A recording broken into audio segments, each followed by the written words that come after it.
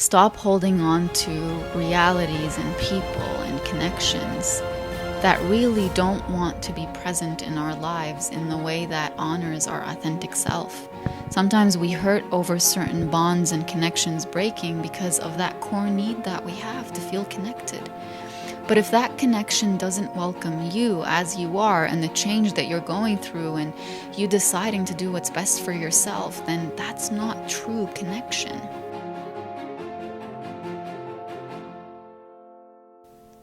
Hello, everyone. Welcome back to another episode of In the Clear. Our goal with this podcast is to help you get clarity on all aspects of your life using a balanced and holistic approach that employs both logic and emotion. Today's episode is going to be on navigating changes that we don't choose, like the loss of a loved one, like going through a breakup, like losing the job that you really wanted, or losing a certain title or status that you really identified with and thought you couldn't live without. It's basically changes that we have no control over. Now, if you have been watching me, you know that I'm recording more than one episode per sitting. And if you're listening, nothing is different for you. So let's begin. When it comes to changes that we don't choose, there is an element of being upset over not having the choice. Regardless of what it is that changed in our lives, the fact that we weren't able to choose for ourselves, it really gets to us. The example that I can think of is when somebody comes to the other person and they're in a relationship and says, I no longer want to be with you. And then the other person is like, I should have ended it first. I would have felt better if I ended it first. And it's like, you're saying that to avoid the pain of the relationship ending, because at the end of the day, if you weren't happy and you wanted it to be over, there was a reason that you didn't say that first. And the fact that the element of choice was taken away from you kind of blinds you to the reality that this is over and that you need to navigate it somehow. You need to do something so that you can readapt and recalibrate your life into a reality where that person isn't with you anymore. You don't come home to them anymore. You don't talk to them all the time anymore. You don't share your good news with them anymore, or your bad news. There's the element of not being able to say, I'm the one who wants this. It makes us feel a little bit helpless. It makes us feel a little bit like something was taken away from us. And all I want you to do when you feel that way is to acknowledge that for yourself. It hurts me that I didn't have a say in this. Of course that hurts, because it makes you feel like your opinion or your decision for yourself or your wants and needs for yourself were dismissed, like you're not being seen and heard for who you are. Of course it's going to hurt. But the bigger pain and the more important one that you need to focus on is this new reality and what it's going to look like. It's being able to grieve the past that you experienced in that reality, whether it's just this relationship or some other change that you went through in your life, some other reality that existed that is now no longer there. You have to allow yourself to grieve it, and you also have to allow yourself to grieve the future that you envisioned with that reality. If it's in a relationship, you have to grieve the future you imagined with that person. If it's a job, you have to grieve the future that you thought you would have on the trajectory of that career. If it's a person that you really loved that you lost through death, for example, you have to grieve all the moments that you saw yourself experiencing with them at some point that you didn't get to. You have to grieve all the memories and all the things that you wish you said to them and did with them that you didn't. Grief is one of the most important things when it comes to navigating changes that we don't choose. So now that we've got out of the way how the lack of choice really blinds us from actually diving into that grief, I want you to reflect on whether you've been doing that yourself. Have you been stopping yourself from feeling the pain of something or someone that you lost just because you don't want to actually see that reality as part of your life? Because if you do, then you're actually going to have to feel the pain of that change that happened. Be honest with yourself. Sometimes people get stuck for a long time, years, and sometimes their whole life, thinking back to somebody that hurt them in some way or something that was taken away from them in some way, and they're still stuck on the part where they say, I didn't deserve that. That shouldn't have happened to me. You can tell yourself all you want what logic tells you. But if you don't take the time to feel what that betrayal felt like, if you don't take the time to feel what that lie felt like, you are trapping it somewhere inside of you, and it's always going to hurt when you think back to it. It's not enough to logic ourselves through our experiences and our changes. We have to be willing to open ourselves up to feeling them. Actually, when we feel them, we are prompted and urged to do something about them. When we allow ourselves to feel the pain of something, we are reminded of our worth, and we are reminded of the power that we have to no longer welcome something like that into our lives.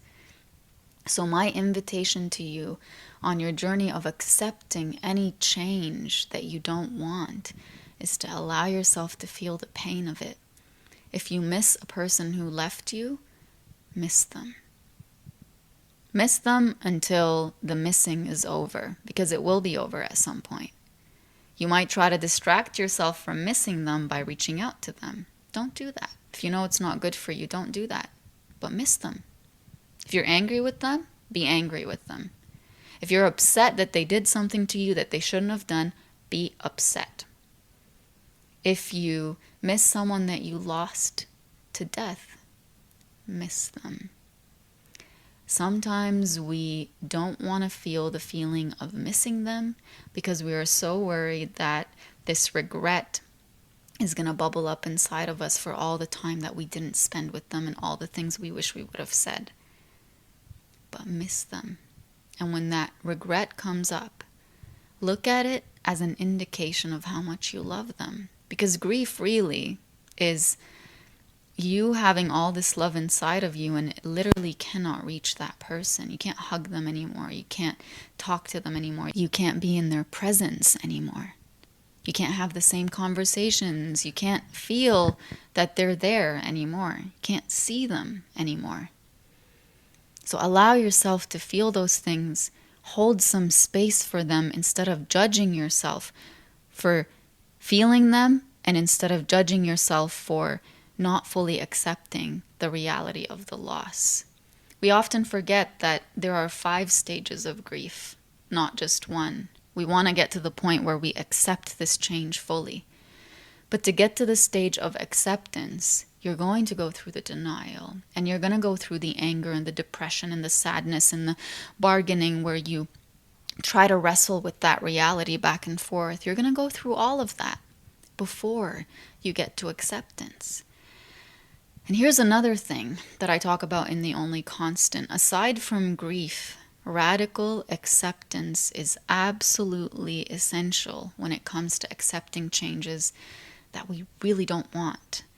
And I used to struggle with the concept of radical acceptance because I would think, I would never accept someone betraying me. I would never look back at an experience of someone lying to me or someone manipulating me or doing something they shouldn't have done and say, I accept that. I would never look at the death of someone I love and say, I'm okay with that. And I learned through time and experience and research that a big ingredient in radical acceptance is validating for yourself that if you had the power to choose this change, that you wouldn't. Validate that for yourself. That's a necessary ingredient in radical acceptance. that you validate that there's a part of you that is really pushing this new reality that you have away. But there's another part of you that sees reality for what it is and chooses not to live in denial of it anymore. That's radical acceptance, is that you decide that you will not try to control what you can't control. It's out of your control. But you'll never sit with yourself and say, just get over it. It's been enough time. You don't speak to yourself in that way. You've heard me say this before, and I'll say it again. What is fueled by shame is sustained by shame, and what is fueled by compassion is sustained by compassion. So if you're going to shame yourself into getting over that loss by saying, it's been long enough, you need to just get over it, you need to just be okay with it at this point, there's nothing you can do to change it, instead of saying, what is wrong with you for not being able to get to the point where you've accepted this? Instead of speaking to yourself in that way, and that voice really isn't yours. You've internalized that voice over the years from all the people who've taught you that that is the way to motivate yourself, by shaming yourself. But you decide, I no longer want to speak to myself in that way. I want to use the approach of self-compassion. I want to tell myself, I know how difficult it is to have received that loss. I know how difficult it is to have to go through all the feelings and the, I wish I did this and I wish I did that. And maybe if I did this in the past, I wouldn't be having to deal with this right now. You're going to go through all of that. So use the self-compassion approach and say, I might experience a few days where I'm so hard on myself and I think that this is all my fault, that it happened to me because I brought it onto myself, and I'm going to be really hard on myself, and I'm going to decide during those days to hold space for the fact that my mind and my body is trying to make sense of, it's trying to solve this problem that I'm really trying to change. You just let yourself go through that. And like I said, we often try to distract ourselves from holding space for those feelings and thoughts and emotions by reverting back to trying to get that reality back again.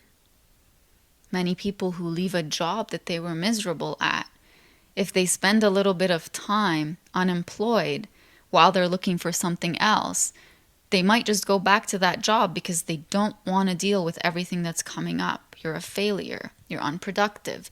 You had such a good job that gave you good money and good benefits. Why would you walk away from something like that? They don't want to deal with all that chatter that's inside their head, with all the discomfort that they're experiencing in their body, so they'll go back to that. It's the same thing with relationships. It's the same thing with family dynamics. It's the same thing with certain friend groups that we have. It's the same thing. We often, because we don't want to deal with something that is no longer in our lives, that we have no control over, we might revert back to trying to get the past reality that we had, when we know maybe that reality actually cannot exist the way that it did before in our lives. We just know. Going back to a reality that you've already realized either doesn't serve you anymore, or a reality that doesn't want you anymore, is like leveling down. And I recently talked about leveling up, and I said maybe leveling up is not about moving toward a higher level. Maybe sometimes leveling up is moving from the level that you are surrounded by, that you are being treated as if you are at that level, when you know you are so much higher than that level. Sometimes leveling up is leaving the places that don't match our level. Sometimes leveling up is finally starting to work by your worth, finally starting to do what is right for you. So, yes, be sad and upset over the things that you lost. And in these examples, know that I'm not talking about when you lose someone to death. I'm not saying, level up from that and whatever. I'm talking about other things now. We've talked enough about the grief of death, I think, and I will talk more about it. But for now, I want you to think of all the things you lose, like a job, like a person that you really love, like a certain status that you had in your community or in your religion, in your religious community, in your family, in your friend group. I'm thinking about those things right now. Things that were taken away from you or they ended. People abandoned you. People don't see you the same way anymore. They don't treat you the same way anymore. How do you accept what you didn't choose for yourself? There is a really big benefit in reflecting on the two core needs that we have as humans: connection and authenticity. Of course, when a connection is lost, it hurts. It hurts. Even the people who tell you it doesn't hurt. I am somebody who, if somebody walks away from me, I'm okay with that.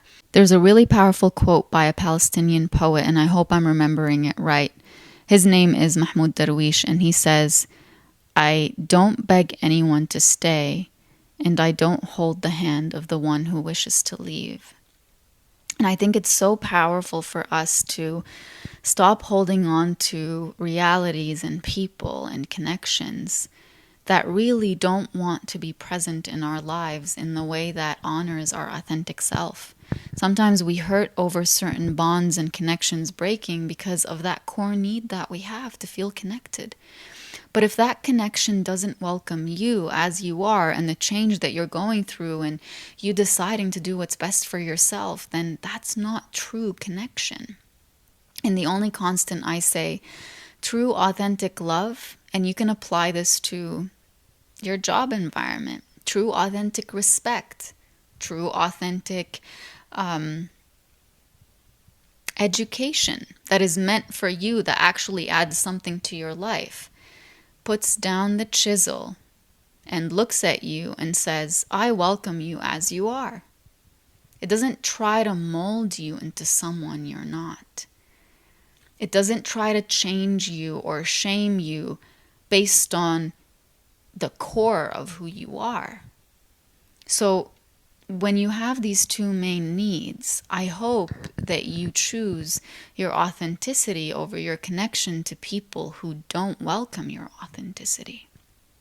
But what we often do is that we abandon ourselves to feel that connection, and what happens is we don't feel a good connection. We're still lonely and isolated on the inside. So when changes happen in your life that you don't choose, you don't have to sit there and tell yourself, I'm just going to find something new to do and distract myself. You don't have to do that. You can feel the pain of that change entering your life, feel all the feelings. You can take the time to grieve the past that you thought you wanted, or the past, sorry, I said it the wrong way. You have to give yourself time to grieve the future that you thought you had with that reality, and to grieve all the past versions of you that existed in that reality, and just take the time to feel all the feelings. The only way through is to actually feel it. And I can hear people who are extremely logical, like my co-host Stephan, saying, but logic really helps you. And I know that it does. I know logic helps you. I think logic is an equal component in the importance of healing, but it can't be just logic. You have to allow yourself to feel the feelings. That's what's going to prompt you to actually accept that change and move forward with your life. Try also, when you are navigating a change that you don't choose, try to not take things personally. And I don't mean don't take things personally as in don't feel them. I actually mean feel the pain of something that's happening to you, but don't make it mean something about you. That's the definition of taking things personally, is that you make it mean something about you, or that you tell yourself, I deserve that. I brought that upon myself. We don't want to take things personally in that way anymore. We want to feel how they feel. We want to validate for ourselves how they feel. We want to validate for ourselves how difficult it is to get through them. And that's how we get through them, bit by bit. You're not going to get to a point when you're trying to accept a change that you really didn't want. You're not going to get to a point where you are 100% completely living in a way where that just doesn't exist in your life anymore. You might, in 10 years or 20 years, even after you get over it or you get through it, still think back to it and it still might hurt a little bit. And that's okay. That's a part of you that advocates for yourself. And that's beautiful. So try to see the beauty in the way that you experience certain things, as opposed to being like, what is wrong with you? That was so long ago. It shouldn't feel that way. There's no such thing as it shouldn't feel that way. It does. And so you allow it to flow through you. It flows through you. It's going to hurt a little bit when it's passing you, but then it'll go away. If you found that this episode helped you, I invite you to get your own copy of The Only Constant. I talk about so many more strategies that you can use to accept changes that you don't choose. There is a whole section on resilience and self-compassion and ways in which you can develop those muscles and use them to get through all of these changes. I also talk about changes that we choose for ourselves and changes that we need to make in order to live an authentic life. I know that reading it or listening to it in my voice will help change your life.